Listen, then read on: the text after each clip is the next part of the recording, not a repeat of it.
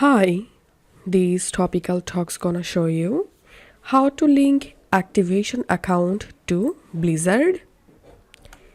It's easy and quick process to link your Blizzard or Battle.net account with Activision.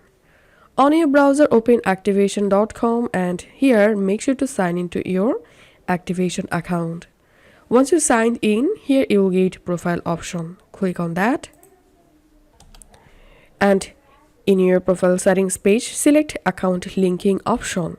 And here you will get Battle.net or Blizzard option. So to link your Blizzard account, click on link account and click on continue. And you will jump into Battle.net login page. Here you have to enter your Blizzard or Battle.net login credential, or you can use your Google or Facebook accounts to sign into your Battle.net account.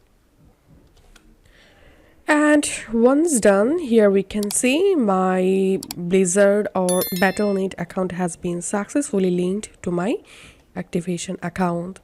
So this is how we can do it. If this video helped you out, please leave a like and leave a comment down below. And don't forget to subscribe to this channel. Thank you for watching.